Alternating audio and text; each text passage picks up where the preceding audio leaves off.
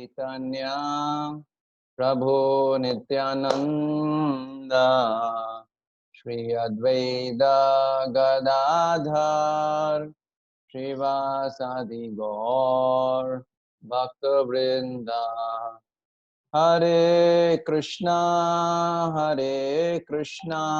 कृष्णा कृष्णा हरे हरे, हरे राम राम राम हरे हरे। जयो राधा गोविंद राधे, जय गौरानिताय गौरानिताय जय गौरानिताय। जय जय प्रभुपाद जय प्रभुपाद। निताय गौर हरि बोल हरि बोल हरि बोल, गौर हरि बोल। श्री हरिनाम संकीर्तन की जय, श्री श्री राधा गोविंद जी की जय, श्री श्री गौर निताय की जय, जगत गुरु शिल प्रभुपाद की जय, समस्त गति गौर भक्त वृंद की जय। निताय गौर प्रेमानंदे हरि हरि बोल। ओम अज्ञानतिमिरान्धस्य ज्ञानाञ्जनशलाकया चक्षुरुन्मीलितं येन तस्मै श्री गुरवे नमः। श्री चैतन्य मनोभीष्टं स्थापितं येन भूतले स्वयं रूप कदा मह्यं ददाति स्वपदान्तिकं। वन्देऽहं श्रीगुरो श्रीयुतपदकमलं श्रीगुरून् वैष्णवांश्च श्रीरूपं साग्रजातं सहगण रघुनाथान्वितं तं सजीवं सावधेतं सावधूतं परिजनसहितं कृष्ण चैतन्य देवं श्री राधा कृष्ण पादान् सहगण ललिता श्रीविशाखान्वितांश्च नमो विष्णुपादाय कृष्णप्रेष्ठाय भूतले श्रीमते भक्तिवेदांत स्वामिन्निति नामिने। नमस्ते सारस्वते देवे गौरवाणी प्रचारिणे निर्विशेष शून्यवादी पाश्चात्य देश तारिणे। नमो महावदन्याय कृष्ण प्रेम प्रदायते कृष्णाय कृष्ण चैतन्य नामने गौरताय नमः। हे कृष्ण करुणा सिंधु दीनबंधु जगतपते गोपेश गोपिका कांत नमस्ते। तप्त कांचन गौरांगी राधे वृंदावनेश्वरी वंशाकल्पतरुभ्यश्च कृपा सिंधु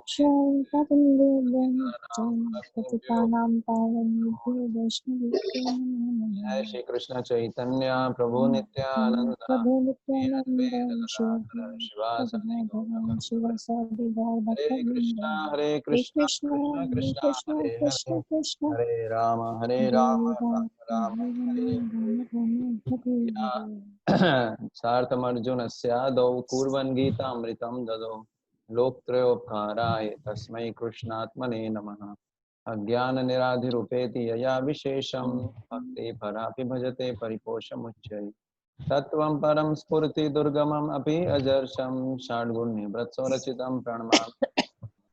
निखिल श्रुति मौलिरत्नमाला द्युति निराजिता पाद पंकजान्ता अयि मुक्तकुले रूपस्यमानां परित्रास्त्वं हरिनाम संश्रयामि। मनोजवमारुतुल्यवेगं जितेन्द्रियं बुद्धिमतां वरिष्ठं वातात्मजं वानरयूतमुखं श्रीरामदूतं शरणं प्रपद्ये। हरे कृष्णा। तो आप सब भक्तों का स्वागत। आज हम दूसरे अध्याय का 37वां श्लोक चर्चा करेंगे, तो आप दोहरा सकते हैं। हतो वा प्राप्स्यसि स्वर्गम्, हतो वा प्राप्स्यसि स्वर्गम्, जित्वा वा भोक्ष्यसे महिम्। जित्वा वा भोक्ष्यसे महिम्। तस्मादुत्तिष्ठ कौन्तेय, तस्मादुत्तिष्ठ कौन्तेय, युद्धाय कृतनिश्चय। युद्धाय कृतनिश्चयः। हतो वा प्राप्स्यसि स्वर्गम्, हतो वा प्राप्स्यसि स्वर्गम्, जित्वा वा भोक्ष्यसे महिम्। जित्वा वा भोक्ष्यसे महिम्। तस्मादुत्तिष्ठ कौन्तेय, तस्मादुत्तिष्ठ कौन्तेय युद्धाय कृतनिश्चय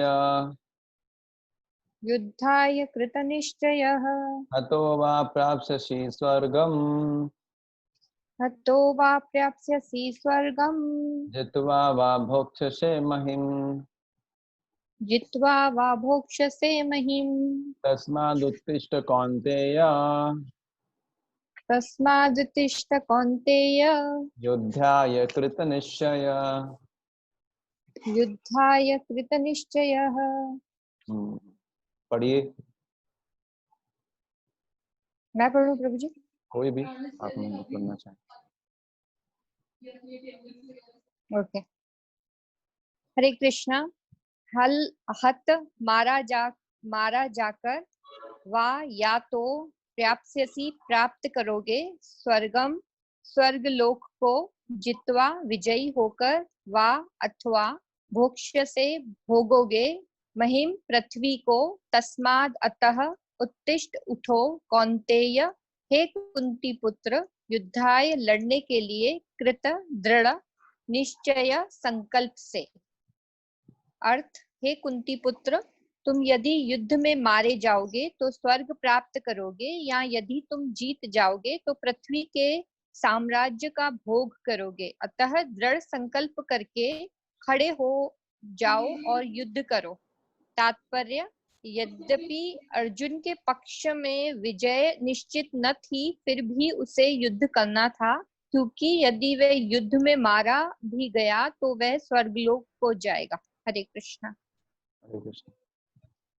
तो आप सभी भक्तों का स्वागत है। तो इस जैसे हमने 33 से 36 श्लोका डिस्कस किया था, तो 33 से 36 श्लोका के अंदर भगवान ने 6 कारण बताए थे, 6 फॉल्ट बताए थे, 6 प्रकार के दोष जो युद्ध न करने से अर्जुन को प्राप्त होंगे। और आज के जो श्लोक है इसके अंदर भगवान क्या बता रहे हैं, क्या क्या फायदा होगा युद्ध करने से। तो यहाँ पर 2 फायदे बता रहे हैं भगवान, है ना। पहला फायदा क्या है कि अर्जुन को क्या है, अगर अर्जुन युद्ध जीत जाते हैं तो उनको स्वर्ग का राज्य भोग करने, नहीं सॉरी, अगर अर्जुन हार जाते हैं तो भी उनको स्वर्ग का राज्य भोग करने को मिलेगा, और अगर अर्जुन जीत जाते हैं तो उनको पूरा पृथ्वी का साम्राज्य भोग करने के लिए मिलेगा। तो यहाँ पर जैसे बताया गया है कि इसी अध्याय के 32वें श्लोक में 2.32 में भगवान कृष्ण अर्जुन को बोलते हैं, क्या बोलते हैं भगवान कृष्ण अर्जुन को, कि ये जो युद्ध है ना, ये वाला युद्ध है, ये स्वर्ग के लिए खुला द्वार है। जो भी इस युद्ध में मारा जाएगा उसको स्वर्ग प्राप्त होगा, जो भी इस युद्ध में लड़ेगा उसको स्वर्ग प्राप्त होगा। ये युद्ध जो है स्वर्ग का खुला द्वार है। तो यहाँ पर भगवान उसी चीज को पुष्ट कर रहे हैं। महाभारत के स्वर्ग आरोहण पर्व में वर्णन आता है कि दुर्योधन जो था उसको भी स्वर्ग प्राप्त हुआ था मरने के बाद, क्योंकि उसने इस युद्ध में हिस्सा लिया था। तो यहाँ पर ये बताया, जैसे वर्णन आता है वहां पर कि युधिष्ठिर महाराज जो थे वो जब जाते हैं स्वर्ग में तो वो दुर्योधन को देखते हैं। अब अगर हिसाब से देखा जाए तो दुर्योधन ने तो बहुत सारे अपराध किए पांडवों के खिलाफ, बहुत पाप कर्म किए, फिर भी दुर्योधन को स्वर्ग प्राप्त होता है।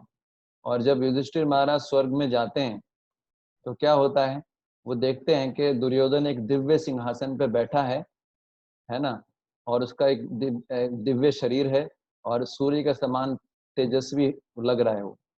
तो दुर्योधन की ऐसी शोभा और संपत्ति देखकर युधिष्ठिर महाराज को जो है अच्छा नहीं लगता, है ना, और वो दूसरी तरफ चले जाते हैं।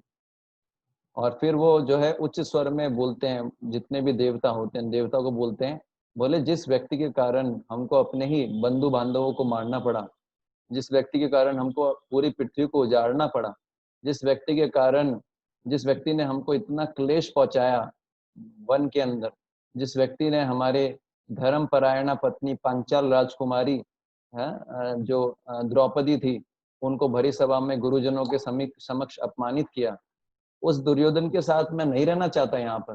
भले मुझे स्वर्ग में रहने का मौका मिले, मैं नहीं चाहता इस दुर्योधन के साथ रहना, मैं देखना भी नहीं चाहता इस दुर्योधन को, है ना।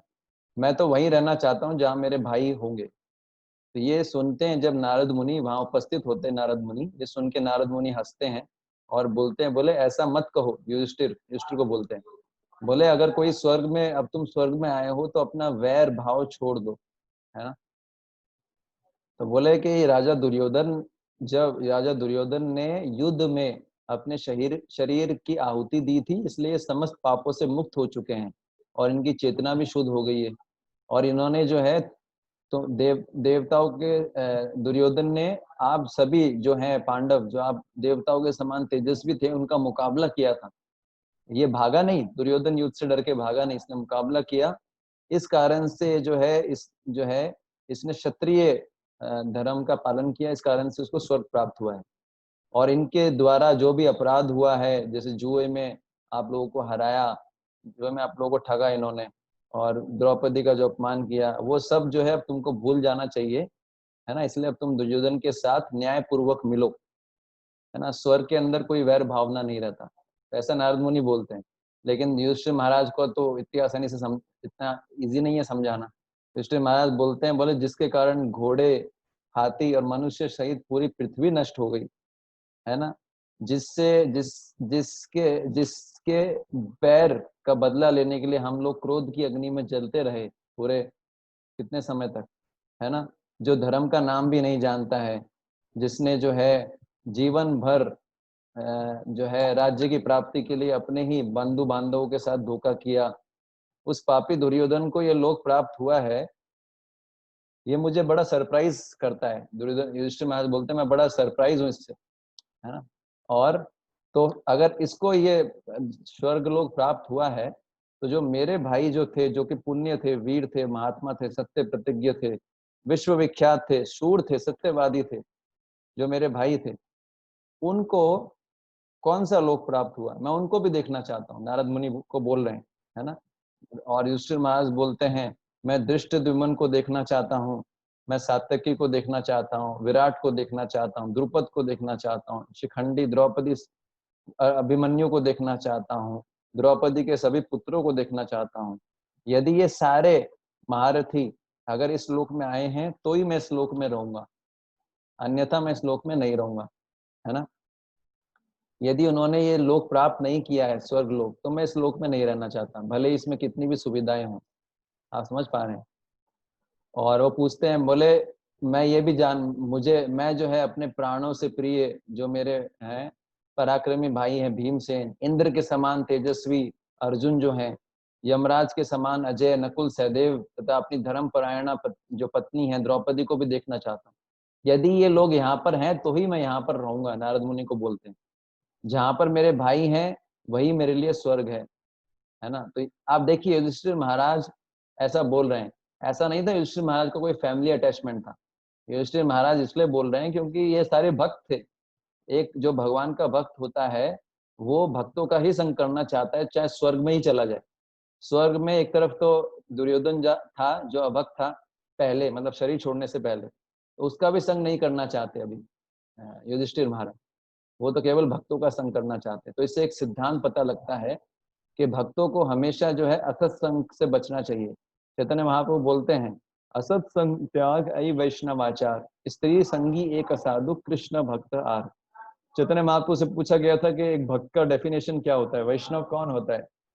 तो चैतन्य महाप्रभु बोलते हैं वैष्णव का लक्षण क्या है, अभक्त संग त्याग। वैष्णव या भगवान विष्णु का भक्त वही होता है जो अभक्तों का संग त्याग करता है, यही वैष्णवाचार। और कौन कौन से अभक्त होते हैं, एक तो स्त्री संगी, है ना, स्त्री संगी, और इसमें 3 कैटेगरी आता है, स्त्री संगी, कृष्ण अभक्त आर। ऐसे लोग जो स्त्रियों का संग करते हैं, कामी पुरुष, उनका त्याग करना, है ना, इस प्रकार से। और स्त्री संगी एक असाधु कृष्ण भक्त आर। और जो है अनेक प्रकार के जो कृष्ण अभक्त होते हैं, जैसे मायावादी एक प्रकार के, भौतिकवादी, सहजियावादी, है ना, और पाखंड करने वाले ढोंगी साधु, ऐसे व्यक्तियों से, कामी महिलाओं से, इस प्रकार का जो है स्त्रियों से, इस प्रकार से वो वर्णन करते हैं पूरा उधर। कैसे लोगों का संग नहीं करना चाहिए, उसमें वर्णन आता है। तो यहाँ पर एक सिद्धांत मिलता है कि हमको क्या जो है उस श्लोक में बताते हैं, स्त्री संगी एक असाधु कृष्ण भक्त आहार, ऐसे लोगों का संग त्याग कर देना चाहिए। अगर कोई वैष्णव है तो वो दिखा रहे हैं कि वैष्णव होता है कहीं भी होता है, भक्तों का संग करना चाहता है, क्योंकि वो उनके भाई थे, वो भक्त थे, इसलिए वो भक्तों का संग चाहते हैं। और यहाँ पर एक प्रश्न उठता है कि दुर्योधन तो भैया पापी था, वो स्वर्ग में आ गया तो उसके पाप का उसको दंड मिला कि नहीं मिला, है ना, वो कैसे स्वर्ग में आ गया। तो यहाँ पर बता रहे हैं कि दुर्योधन ने युद्ध में अपना शरीर त्यागा था, और जैसे ही अपना युद्ध में शरीर का बलिदान किया तो उसकी चेतना भी शुद्ध हो गई, उसके पाप से मुक्त हो गए, क्योंकि वो धर्म युद्ध है ना, धर्म युद्ध में कोई भी अपना शरीर छोड़ता है तो उसको स्वर्ग का प्राप्ति होता है। और युधिष्ठिर महाराज जो है, क्योंकि युधिष्ठिर महाराज उसी शरीर में, देखिए स्वर्ग में जब आते हैं तो ऑब्वियस सी बात है, जनरली सिस्टम है कि आप ये शरीर छोड़ोगे तो आपको जो है आपका आत्मा जो होगा, आत्मा और फिर जो है स्वर, ये जो है ग्रॉस बॉडी आपको छोड़ना पड़ता है, फिर सटल बॉडी और आत्मा के साथ आप स्वर्ग में जा सकते हैं, है ना। तो लेकिन युधिष्ठिर महाराज जो थे, फिर वहां पर आपको दूसरे तरह का शरीर मिलता है स्वर्ग के हिसाब से, लेकिन जो युधिष्ठिर महाराज थे वो अपने उसी शरीर में स्वर्ग गए थे, तो उसी शरीर में स्वर्ग गए थे, इसलिए उनके अंदर वैर भावना क्या मतलब थोड़ा नाराजगी था। लेकिन जब युधिष्ठिर महाराज वहां पर स्वर्ग के अंदर जो गंगा नदी होती है वहां स्नान करते हैं, गंगा नदी एक्चुअली वरादेव जो होते हैं उनके जो है जो अंगूठा होता है उससे वो पानी आता है कारण सागर का, और वो स्वर्ग में आता है पहले और स्वर्ग से फिर वो नीचे आता है। तो वहां पर स्नान किया उन्होंने, किन्होंने, युधिष्ठिर महाराज ने, और फिर उनको दिव्य शरीर प्राप्त हुआ, और जैसे ही उनको दिव्य शरीर प्राप्त हुआ तो उनकी ये जो जो नाराजगी थी दुर्योधन से समाप्त हो गई। तो पॉइंट यही है कि इस युद्ध में अगर अर्जुन हारेगा भी या अपने प्राण भी त्यागेगा तो भी स्वर्ग मिलेगा। जब दुर्योधन को स्वर्ग मिल गया तो अर्जुन को स्वर्ग मिलेगा, इसमें क्या संदेह है। और दूसरा इस लाइन में बता रहे हैं, जितवा वा भोक्षसे महिम, अगर तुम जीत भी गए, हार गए तो स्वर्ग मिल ही जाएगा, और जीत गए तो क्या होगा, यदि तुम जीत जाते हो तो तुमको क्या है, फिर पृथ्वी का राज्य भोग करने के लिए मिलेगा, है, पूरे पृथ्वी का राज्य भोगेंगे। तो यहाँ पर भोगने का मतलब ऐसा नहीं कि अपने इंद्रिय तृप्ति के लिए एंजॉय करेंगे, नहीं। कृष्ण का जो भक्त है वो जो है कृष्ण भावनामृत का प्रचार करने के लिए भगवान के सारी सुविधाओं को भगवान की सेवा में लगाता है। तो यहाँ पर बता रहे हैं कि जो है ऐसा वर्णन आता है, जो युधिष्ठिर महाराज थे जो श्री कृष्ण के भक्त होते हैं, वे प्रत्येक चीज को कृष्ण की सेवा में लगाते हैं, हर चीज को, वो किसी चीज को ऐसे आर्टिफिशियली त्याग नहीं करते।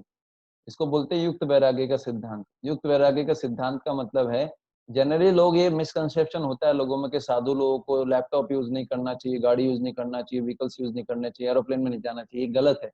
ये सिद्धांत ही गलत है लोगों का।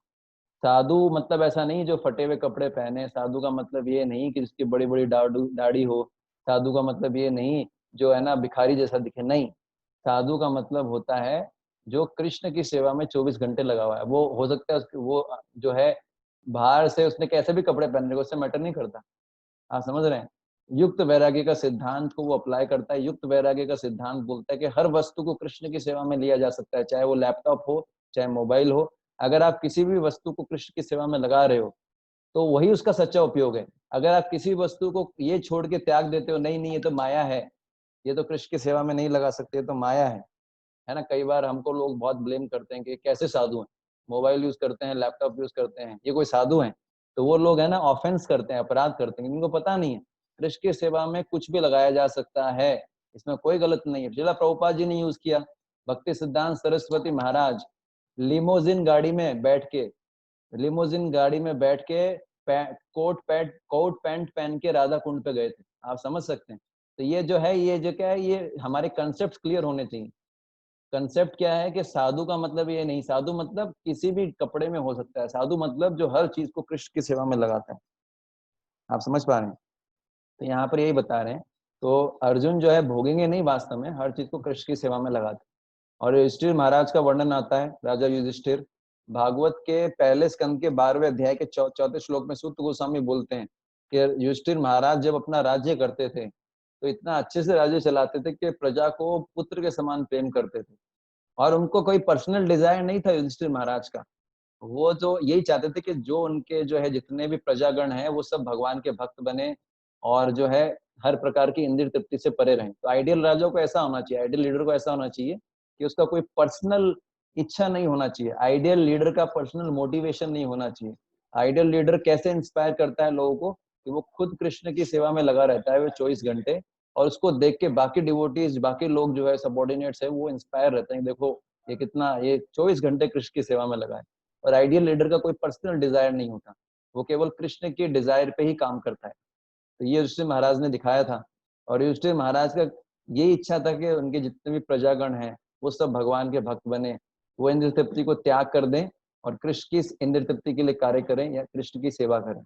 और ये आदर्श राजा का जो है उन्होंने एग्जाम्पल सेट किया था युधिष्ठिर महाराज ने, है ना। इसलिए उनके अंडर में जो भी उनकी प्रजा थी वो हमेशा जो है खुश रहती थी और उनको किसी चीज की कमी नहीं थी। अगर कोई कोई कृष्ण का भक्त है, लीडर है, और वो ठीक प्रकार से भक्ति कर रहा है और उसके गाइडेंस में अगर कोई चलता है तो वो भी संतुष्ट रहता है। इसलिए जो उनके प्रजा में जो थे वो सब संतुष्ट रहते थे युधिष्ठिर महाराज की प्रजा में। और फिर जो है और उनको अगले जीवन में भी जो है उन्नति होती थी उनकी, है ना, अगले जीवन उनको अच्छा जीवन मिलता था। तो बात यही है कि युधिष्ठिर महाराज का इतना ऑपुलेंस था, युधिष्ठिर भगवान कृष्ण की कृपा से युधिष्ठिर महाराज का चरित्र, युधिष्ठिर महाराज का, उनके जो पत्नियां, उनकी जो पत्नी थी द्रौपदी, उनके जो भाई थे, ये जो सब थे उन और उनके साम्राज्य, जो टोटल इनकी चर्चा जितने भी देवी देवताओं में होती थी, देवी देवता भी उनके साम्राज्य से जो है आकर्षित होते थे। देवी देवता भी उनके ऐश्वर्य से इतने मोहित होते थे कि उनकी इच्छा होती थी कि हमको भी प्राप्त हो जाए, है ना। लेकिन वो भगवान की सेवा में इतना लीन रहते थे, उनको इनसे मतलब ही नहीं था, डिटैच्ड व्यक्ति थे। तो भगवान अर्जुन को ये समझाना चाहते हैं कि तुमको ये जो है राज्य भोग प्राप्त होगा, पर इसका मतलब क्या है, ये जो है इसका अर्थ है कि अर्जुन को सुख तथा भोगों की प्राप्ति तभी होगी जब संपूर्ण पृथ्वी में श्री कृष्ण का यश फैलेगा, ये पॉइंट है। और फिर आगे क्या बोल रहे हैं, तस्माद उत्तिष्ठ कौन्तेय, तो भगवान बोल रहे हैं अच्छा कुंती पुत्र अब खड़े हो जाओ और युद्ध करो। जब आप पहले अध्याय में देखेंगे, पहले अध्याय के 46वें श्लोक में क्या होता है कि अर्जुन जो है डिप्रेस होकर रथ पे बैठ जाते हैं, भगवान खड़े रहते हैं। फिर जो है स्टार्टिंग में तो अर्जुन खड़े रहते हैं, भगवान बैठे रहते हैं, लेकिन जैसे ही फिर कुछ समय बाद अर्जुन मोहित हो जाते हैं, अर्जुन डिप्रेस हो जाते हैं, फिर वो खुद बैठ जाते हैं, भगवान खड़े हो जाते हैं। अब भगवान बोल रहे हैं कि अब खड़े होके युद्ध करो, तैयार हो जाओ। तो यहाँ पर भगवान कृष्ण अर्जुन को कौन्तेय बोल रहे हैं। देखिए हर नाम जो यूज करते हैं भगवान, उसके पीछे कोई मतलब होता है। जैसे यहाँ पर यूज कर रहे हैं कौन्तेय, कौन्तेय का मतलब क्या, कौन्तेय का मतलब है जो कुंती पुत्र हैं। तो श्रीमद् भागवत में कुंती देवी का वर्णन आता है। कुंती देवी एक बहुत सुंदर प्रार्थना बोलती है ना। मैंने पहले भी आपको बताया, एक बार फिर बता देता हूँ। 1842, ये बहुत अच्छा प्रार्थना है, इसको हमको दोहराना चाहिए, ठीक है ना। इस भगवान से हमारी जो जो आसक्तियां हैं वो अगर ये प्रार्थना दोहराएंगे तो वो हमारी आसक्तियां चली जाएंगी। बहुत सुंदर प्रार्थना है। मैं आपको जो श्लोक बताता हूँ 1842। तो इससे लिंक है, क्यों कौन्तेय बोला, तो यस,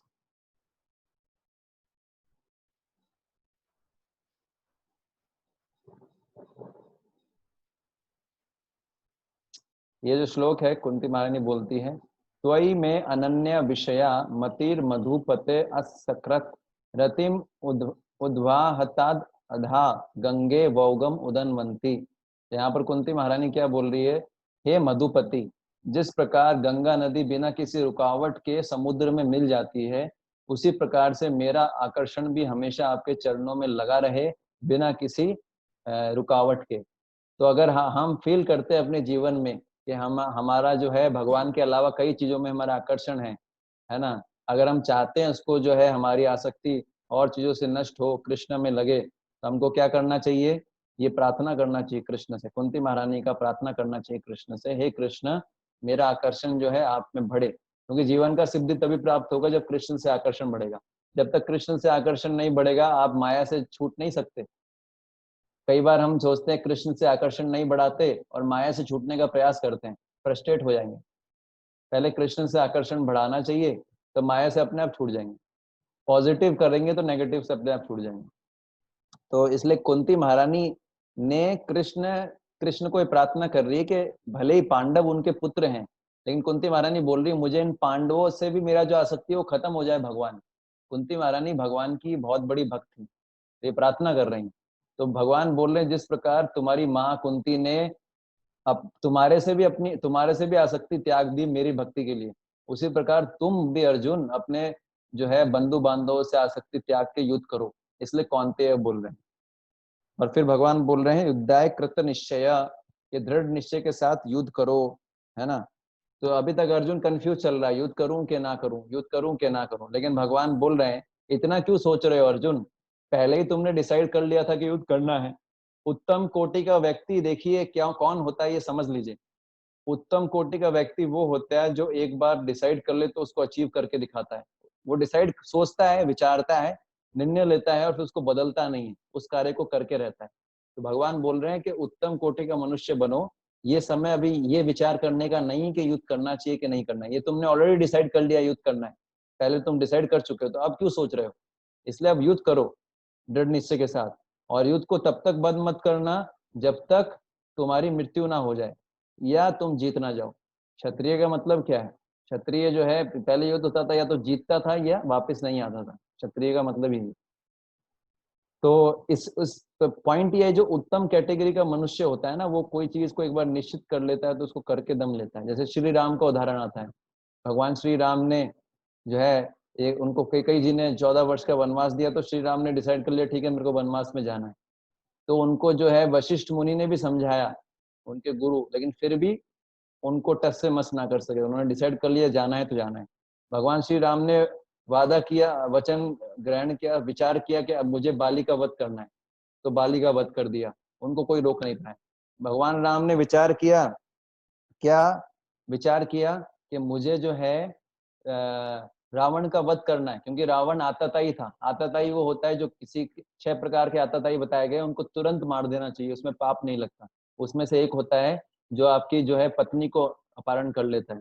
और अनेक प्रकार की कैटेगरी है, जैसे जो किसी घर को आग लगा देता है, किसी को जहर खिला देता है, किसी की प्रॉपर्टी हड़पना चाहता है। तो इसमें से जो है एक रावण जो था, उन्होंने क्या किया था, सीता जी का अपहरण किया था। तो डिसाइड किया था भगवान श्री राम ने कि इसको तो मेरे को मारना है। लेकिन कुछ लोग ऐसा जो अप्रामाणिक टीकाकार हैं, वो बोलते हैं कि नहीं, अगर रावण जाता राम जी के पास में तो राम जी इसको क्षमा कर देते, अगर सीता जी को लौटा देता। पर ये सही नहीं है। एक बार भगवान राम ने जो निर्णय कर लिया उसको कोई बदल नहीं सकता था। भगवान राम ने सोच लिया था कि रावण को तो मारना ही है ना, क्योंकि रावण ने ऐसा कार्य किया। उसी प्रकार से आप समझते हैं, जैसे महाभारत का शुरू होने से पहले अर्जुन ने डिसाइड किया था कि कर्ण का वध करना है, और कर्ण का वध भी किया अर्जुन ने। भीमसेन ने डिसाइड किया था कि अपने हाथ से दुर्योधन के 100 पुत्रों को मारूंगा, और फिर करके दिखाया। दुशासन की भुजा उखाड़ दूंगा, खून पी जाऊंगा, करके दिखाया। तो पॉइंट यही है कि इस प्रकार से भगवान बोल रहे हैं कि अब वापस नहीं आने का, बैक मत आओ। तुम क्षत्रिय हो, डिसाइड कर लिया तो करना है। आप समझ रहे हैं। तो यहाँ पर यही बताया गया है क्या, यद्यपि अर्जुन के पक्ष में विजय निश्चित ना थी, फिर भी उससे युद्ध करना था। अभी कुछ पता नहीं है कि विजय होगी नहीं होगी, निश्चित नहीं था। लेकिन भगवान बोल रहे हैं कि तुमको निश्चित एक नीति बना के युद्ध करना है, डिसाइड कर लो, करना है तो करना है।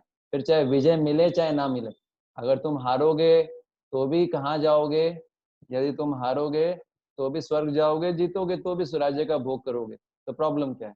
तो युद्ध करना है और तुमने डिसाइड भी कर लिया है, तो युद्ध करो, इस प्रकार से, है ना। तो ये जो है हमारा जो है चर्चा इतना ही है। तो कोई किसी का कोई प्रश्न है, मैंने आपको अनम्यूट कर दिया है, पूछ सकते हैं। हरे कृष्ण प्रभु जी, हरे कृष्ण प्रभु जी, हरे कृष्णा। बहुत सारे हरे कृष्णा एक साथ मिल गए हैं, रिजोनेंस हो गया है, और एक अलग तरह का हरे कृष्णा निकला। हरे कृष्णा, हरे कृष्णा, हरे कृष्णा, हरे कृष्णा। तो एक एक करके आप पूछ सकते हैं। प्रभु जी मेरी एक हरे छोटी सी रिक्वेस्ट आपका है, आवाज 1 पॉइंट डिस्प्ले कर दीजिए। है, आपका फेसबुक पे ये क्लास नहीं दिखती है मेरी, कई बार क्लास मिस हो जाती है क्योंकि कभी कभी काम होता है तो हम बाहर चले जाते हैं तो फिर सुन नहीं पाते, रह जाते हैं। फिर मन बड़ा उदास हो जाता है कि अरे आज का श्लोक रह गया। हाँ बारी बारी से ना, मेरे को काफी साउंड्स आए, और मेरे को समझ में नहीं आया, तो आप एक बार बारी बारी से आप पूछ सकते हैं। यस, आपका क्या था कोमल माता जी, आप क्या बोल रहे थे? प्रभु जी वो मुझे दो प्रभु जी वो आपने श्लोक डिस्प्ले किया था ना 1.8.42, ओके, वो डिस्प्ले करना है प्लीज वापस। उसका मीनिंग, हाँ मीनिंग डिस्प्ले कर दीजिए और हिंदी डिस्प्ले कर दीजिए उसका, आई मीन संस्कृत। संस्कृत, अच्छा ये है मीनिंग। तो मैंने बताया कि जिस प्रकार से गंगा नदी बिना किसी रुकावट के समुद्र में मिल जाती है, उसी प्रकार से मेरा आकर्षण आपकी तरफ ही रहे हमेशा, किसी और चीज में डाइवर्ट ना हो। और ये श्लोक जो है इसका संस्कृत ये रहा, त्वयि में अनन्य विषया मतिर मधुपते असकृत रतिम मुधा हताद्वद्धा। ये थोड़ा सा, ये संस्कृत क्या है, ये यहाँ से समझ में आएगा। रतिम उद्वा हताद अधा गंगे वोगम उदनमंती। ठीक है, प्रभु जी इम्पोर्टेंट श्लोक है, लर्न करना है। हाँ लर्न करना चाहिए। और भगवान, जिन लोग को आसक्ति तीव्र है, अगर आप चाहते हैं कि हमारी आसक्ति बाकी चीजों से कृष्ण में ट्रांसफर हो जाए, तो फिर ये श्लोक का भगवान के जी सामने एक डिवोटी है, बहुत सीनियर डिवोटी, आपने नाम सुना होगा, चैतन्य चरण प्रभु। तो चैतन्य चरण प्रभु ने एक बार बताया जी था जी एक लेक्चर में, बोले कई डिवोटीज क्या करते हैं कि एक श्लोक याद करते हैं रोज और भगवान को सुनाते हैं उनके विग्रह के सामने जाके। तो ऐसा भी कर सकते हैं, बहुत अच्छा ऑफरिंग हो जाएगा। रोज एक श्लोक याद करके भगवान को सुना सकते हैं। तो ये श्लोक तो बड़ा इंपॉर्टेंट है, क्योंकि हम सबका आसक्ति रहता है कहीं ना कहीं। Yes thank you Prabhu ji. Okay, Hare Krishna Prabhu ji. Hare Hare Krishna. और क्या प्रश्न था, बारी बारी से जी लोग हरे और भी। कृष्ण। हरे कृष्ण हरे कृष्ण। और कौन भक्तों का प्रश्न था? बहुत सारे भक्तों का प्रश्न था। मैंने अनम्यूट कर दिया आपको, आप खुद से भी अनम्यूट कर सकते हैं। यस, हरे कृष्णा प्रभु जी, हरे कृष्णा प्रभु जी, हरे कृष्णा हरे कृष्णा हरे कृष्णा हरे कृष्णा हरे कृष्णा। हाँ ठीक है बताइए। प्रभु जी मेरा प्रश्न ये था कि आपने बताया था अभी थोड़ी देर पहले कि जैसे रावण ने सीता का हरण किया था, ठीक है? हाँ हेलो हेलो। हाँ, मैं सुन रहा हूँ प्रभु जी। हाँ तो हरण किया था। ओके ओके, तो मतलब ये जो श्री कृष्ण का रचा रचाया खेल था, या फिर मतलब ये हुआ था, सच में हुआ था, या फिर मतलब श्री कृष्ण ने ये खेल रचाया था? रावण और श्री कृष्ण का कौन सा लिंक आ गया? आप रामायण और महाभारत को मिक्स कर दिए। नहीं नहीं नहीं नहीं नहीं मैं समझा नहीं आपका नहीं, प्रश्न। मैं मिक्स नहीं कर रहा। मतलब इन द सेंस कि मतलब ये सब रियल में हुआ था, या फिर मतलब ये भगवान की लीला थी? क्या? हेलो। हाँ मैं सुन रहा हूँ प्रभु, आप क्या बोल रहे हैं, क्या सच्ची हरे में हुआ कृष्णा था? हरे हरे कृष्ण, कृष्णा। सुन रहा हूँ प्रभु जी। नहीं नहीं, ये भगवान की लीला थी, या फिर ये सच में हुआ था? क्या क्या चीज? सीता का हरण जो हुआ था, मतलब सीता का हरण हुआ था, भगवान के सब, भगवान के ही डायरेक्शन में सब कुछ होता है। भगवान कुछ दिखाना चाहते थे हाँ हाँ, वास्तव में। वही वही वही तो। रामायण के माध्यम से भगवान, सुनिए, मत में सासू भगवान जो है रामायण के माध्यम से क्या दिखाना चाहते हैं कि इसको अदरवाइज नहीं लेना है। मैं आप लोगों से रिक्वेस्ट कर रहा हूँ, इसको अदरवाइज मत लीजिएगा। पर काट दो ना छोटे। प्रभु जी आपकी वॉइस कट रही है, बिल्कुल वॉइस क्लियर नहीं आ रही, वॉइस कट रही है आपकी। एक मिनट एक बार मैं सबको म्यूट कर देता हूँ, फिर मैं अनम्यूट करूंगा। देखिए, रामायण का एक बहुत इंपॉर्टेंट उपदेश जो है Ram your ji voice doesn't clear. Hare Krishna. Hare Krishna. अभी आवाज क्लियर है? हरे कृष्णा। थोड़ा शांत, आप ठंडा रखिए, रिलैक्स हरि बोल। रिलैक्स हुए। हरे कृष्णा। आवाज आ रहा है मेरा? आवाज आ रहा है मेरा? स्लो है। हरे कृष्णा कृष्ण कृष्ण हरे हरे, हरे राम राम राम हरे हरे। यस, तो मैं यही बता रहा था कि भगवान राम जी का प्लान था ये सब। भगवान राम जी रामायण में ये बताना चाहते हैं, एक मैसेज ये भी था, बोले जिस प्रकार, है ना, मैंने जो है बता रहे हैं, एक शिक्षा ये है कि जिस प्रकार मैंने जो है विवाह किया, एक पत्नी होके मुझे इतना संघर्ष करना पड़ा, तो ये ब्रह्मचारियों के लिए भगवान ये शिक्षा देना चाहते हैं कि अगर हो सके तो आजीवन ब्रह्मचारी रहने में ही फायदा है। ये एक शिक्षा है, अनेक और भी शिक्षाएं हैं। तो ये भगवान के ही डायरेक्शन में सब कुछ होता है, भगवान ही सब अनेक अनेक शिक्षा देते हैं लीलाओं के माध्यम से। तो आपका उत्तर क्लियर हुआ आपको लक्ष्य जी, है ना? अनम्यूट कर दिया मैंने आपको, अब आपको अनम्यूट करना पड़ेगा। ठीक है, और कोई प्रश्न है? हाँ प्रभु जी हरे कृष्णा। हाँ जी, हाँ क्लियर। तो प्रभु जी अभी जैसे आपने बताया कि भगवान की लीला थी, ठीक है समझ गया मैं। जब लास्ट में जब रामायण खत्म होती है, हाँ, तो जो राम जी थे वो इतने तड़पे क्यों थे फिर? वो सब ये दिखाने के लिए, देखो एक एक स्त्री को एक्सेप्ट किया मैंने, एक पत्नी को एक्सेप्ट हाँ किया, उसमें मुझे कितना कष्ट हो रहा है, भगवान होके भी उनको इतना कष्ट झेलना पड़ा। इसलिए भगवान ये बताना चाहते हैं उस लीला के। ऑफ कोर्स ये मैं किसी को ऑफेंड करने के लिए नहीं बोल रहा हूँ, ऐसी शिक्षा है, आप चाहें तो चेक कर सकते हैं। भगवान ये बताना चाहते हैं, एक पत्नी को स्वीकार करके इतना कष्ट उठाना पड़ा मेरे को, तो आपके लिए शिक्षा यही है, हम सब के लिए। बोले इससे बढ़िया है अगर विवाह ना करो, ब्रह्मचारी रहो, सबसे बेस्ट है, ये शिक्षा देना चाहते हैं। विवाह करोगे तो मेरे को भी इतना कष्ट उठाना पड़ा, तो तुम्हारा क्या होगा। एक शिक्षा ये है, बाकी और भी शिक्षाएं हैं, पर एक जो है इंपॉर्टेंट शिक्षा ये है। भगवान देख ली कैसे भाग रहे हैं, है ना, सीता सीता चिल्ला रहे हैं, आप समझ पा रहे हैं। बिल्कुल बिल्कुल। और कोई, और बहुत हरे सारे। कृष्णा प्रभु जी। हाँ, अब यहाँ पर भी 2 हरे प्रभु कृष्णा। जी, हाँ बताइए। युधिष्ठिर महाराज तो भगवान के डिवोटी थे और हाँ जी। उन्होंने पायस एक्टिविटीज भी करी थी, हाँ, तो फिर भी उनको स्वर्ग में क्यों भेजा गया? मतलब अ, वैकुंठ या फिर गोलोक क्यों नहीं भेजा? एक्चुअली क्या होता है ना कि भगवान के भक्त हैं वो, देखिए युधिष्ठिर महाराज थे, जैसे कोई भगवान के भक्त हैं, है ना, तो उनको जो है युधिष्ठिर महाराज और अपने जो बाकी सारे पांडव गण थे, उनके साथ युधिष्ठिर महाराज गए थे स्वर्ग में, क्योंकि उन्होंने पुण्य कर्म तो किए थे। जो कई कई बार ऐसा भी होता है कि भगवान के जो भक्त होते हैं वो स्वर्ग में है ना भोगते हैं, उसके बाद भगवान के धाम चले जाते हैं वहां से। हरे कृष्ण, हरे कृष्णा।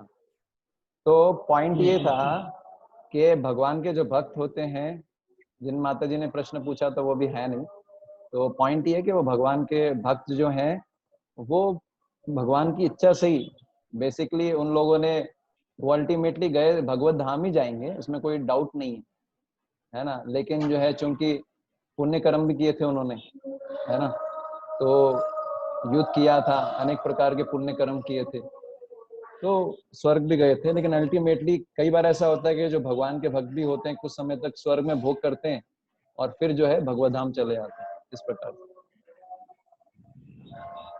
आपको उत्तर मिला? हरे कृष्ण प्रभु जी। हरे कृष्ण। जी जी प्रभु जी, मिल गया। हाँ। हरे कृष्णा। और भी बहुत सारे प्रश्न थे। हरे कृष्ण प्रभु जी। हाँ, हरे कृष्णा। प्रभु जी, वो 6 आपने भक्त बताए, वो 6 भक्त कौन से हैं? भक्त नहीं, आताताई है वो। जी, आताताई तो हैं, आपने पहले आताताइयों से पहले बोला था इन लोगों से संग नहीं करना चाहिए। हाँ, वो एक्चुअली क्या है, एक तो स्त्री संगी, एक तो जो है कामी, जो है जो कामी पुरुष होते हैं जो स्त्री का संग करते हैं उनका संग नहीं करना चाहिए, कामी स्त्रियों का संग नहीं करना चाहिए। इसके अलावा जो है कृष्ण अभक्त, उसमें 4 प्रकार के आते हैं। एक तो मायावादी निराकारवादी जो होते हैं, जो कृष्ण का रूप नहीं मानते, एक भौतिकवादी पुरुष कर्मी लोग, एक जो हो गए ये हो गए जो है सहजिया होते हैं जो दिखावा करते हैं, ढोंगी ढोंगी भक्त, है ना। सहजिया का पूरा मतलब क्या होता है? सहजिया मतलब जो दिखाता है कि मैं बहुत बड़ा भक्त हूँ, लेकिन अंदर से वो बहुत लो लेवल पे होता है। वो दिखावा करता है मैं बहुत बड़ा भक्त बन गया हूँ, लेकिन वो बहुत छोटा भक्त होता है, वो होता ही नहीं भक्त, वो दिखावा करता है भक्त होने का।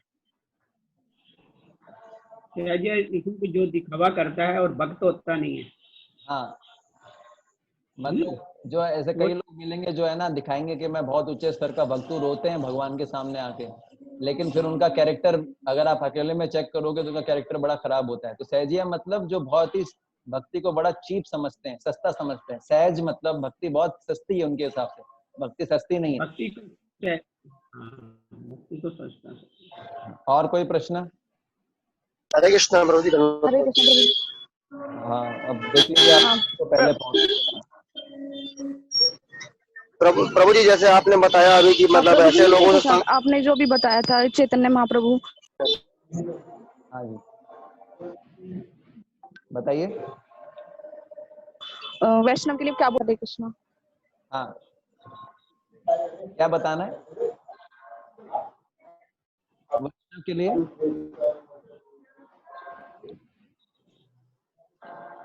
आपका प्रश्न क्या है? हरे कृष्णा।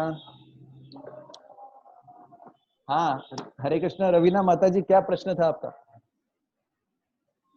प्रभु जी मैं ये पूछ रही थी, आपने जो बताया था वैष्णव के लिए चैतन्य महाप्रभु क्या बोलते थे, वो दोबारा बता दीजिएगा। हाँ, वो एक्चुअली ऐसा बोलते हैं, असत्संग त्याग, असत्संग त्याग दो, यही वैष्णव आचार, यही वैष्णव का आचार है। स्त्री संगी, स्त्री का संग और यह स्त्री जो संगी है उनका संग त्यागना कृष्ण भक्त आर।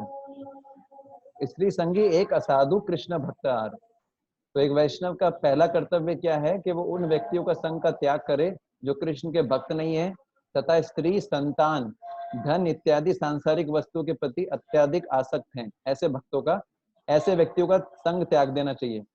तो यहाँ पर स्त्री संगी का मतलब क्या है? जो स्त्रियों के संग अवैध संबंध या अथवा स्त्रियों के प्रति जो आसक्त कामी पुरुष है उनका संग का त्याग।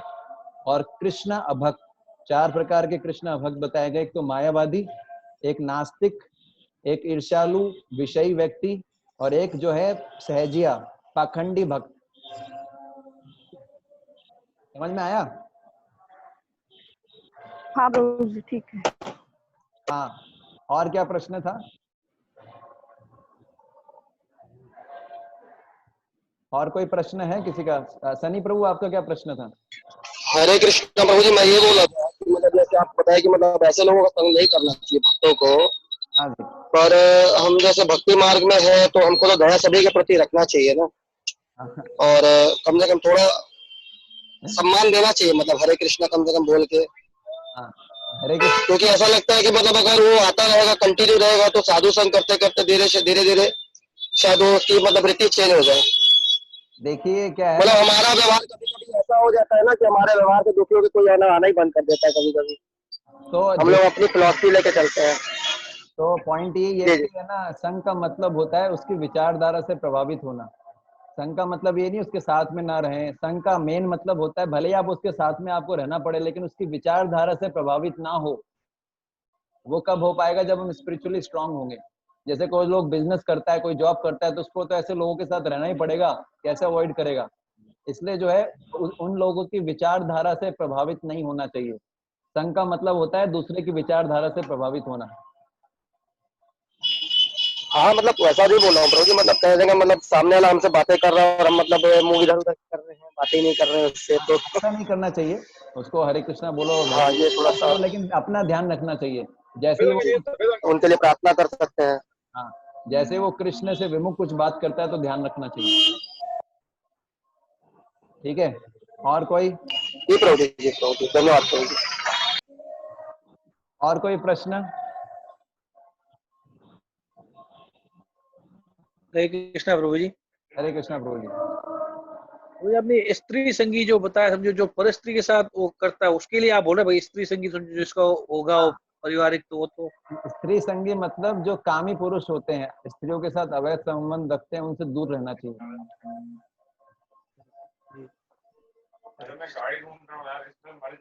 समझ में आया? हाँ जी प्रभु जी, हरे कृष्णा। तो आपका डाउट क्या था? और मैं जब स्त्री संगी आप बोल रहे नहीं, मैं सब जो पर स्त्री के साथ करते हैं उनके लिए आप बोल रहे हैं ना, बाकी जो सांसारिक जो है जिन्होंने शादी किए रखा वो तो कभी कभार नहीं तो नहीं, मैं गृहस्थ भक्तों की बात नहीं कर रहा हूँ। मैं तो ये बोल रहा हूँ जो अवैध संग रखते हैं, जो कामी पुरुष है, कामी पुरुष कोई भी हो, उस व्यक्ति से दूर रहना चाहिए। जैसे गुरु जब आपने बताया था युधिष्ठिर महाराज जी बोलते अपनी प्रजा से बोलते भाई इंद्रिय तृप्ति से परे रहे। हाँ, आपने बताया मतलब तो हाँ, जो सांसारिक होगा थोड़ा बहुत तो इंद्रिय तृप्ति में रहते ही है ना, जो कोई भी जितना सांसारिक है तो जितना थोड़ा बहुत इंद्रिय तृप्ति करना होगा, लेकिन जितना आवश्यक उतना इंद्रिय तृप्ति करना चाहिए। जरूरत से ज्यादा इंद्रिय तृप्ति करने से भक्ति की प्रगति रुक जाती है। थोड़ा इंद्रिय तृप्ति तो करना ही पड़ेगा, इंद्रिया है तो इंद्रिय तृप्ति तो करना ही मुझे पड़ेगा। आपने एक बार बोला था ऐसा, समझो अगर आपको वही संतान उत्पत्ति के लिए ही संग करना चाहिए तो नहीं करना चाहिए, तो ऐसा तो कोई अच्छा भक्ति कर सकता है।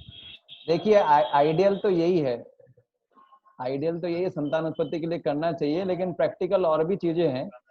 और पॉइंट ये है कि आइडियल हमको पता होना चाहिए। अगर हम 100% टारगेट नहीं रखेंगे तो कैसे पहुंचेंगे? अगर हमारा स्टैंडर्ड ही नीचे होगा तो हम भगवान को प्राप्त करने का कोई छोटा मोटा, आप सोचिए बड़े आसानी से भगवान प्राप्त इतनी आसानी से होने वाले नहीं है। हमको तो इतना इजी मार्ग दे दिया, बाकी मार्गों में तो शादी करना अलाउड ही नहीं है। ज्ञान मार्ग, योग मार्ग में शादी करना अलाउड ही नहीं है, पूर्ण ब्रह्मचर्य। हमारा भक्ति का मार्ग इतना शक्तिशाली है कि कोई अगर भक्ति को पालन करे और गृहस्थ में रह के भी ब्रह्मचर्य का पालन करे तो भगवान को प्राप्त कर लेता है। तो ये बहुत प्रोसेस पावरफुल है भक्ति का। तो पॉइंट ये है कि हमको प्रयास करना चाहिए जितना हो सके आइडियल स्टैंडर्ड्स को फॉलो करने का, पर ये नहीं है कि एक दिन में हो जाएगा या हम कर ही पाएंगे। प्रार्थना करते रहना चाहिए, है ना। कभी कभी हो सकता है कि हम अब हमारे स्टैंडर्ड से गिर भी सकते हैं, तो वापस उठिए, वापस प्रयास कीजिए। और कुछ?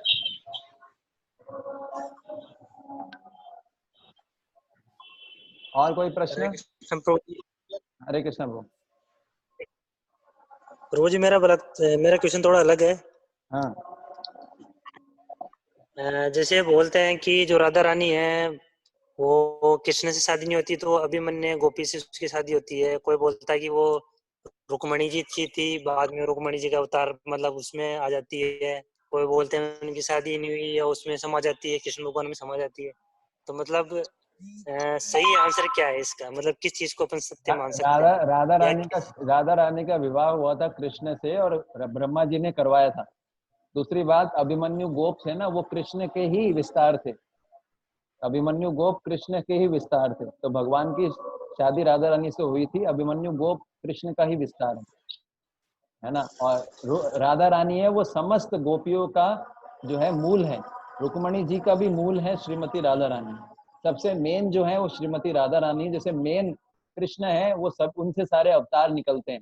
उसी प्रकार से श्रीमती राधा रानी से रुक्मणी सब निकलते हैं। रुक्मणी जी, लक्ष्मी जी सब उन्हीं से निकलते हैं। Satyabhama, Radha Rani is main.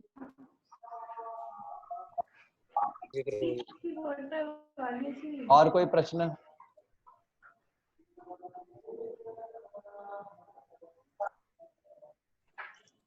Hare Krishna. Thank you very much. Jagat Guru शिला प्रभुपाद की जय। निताई गौर।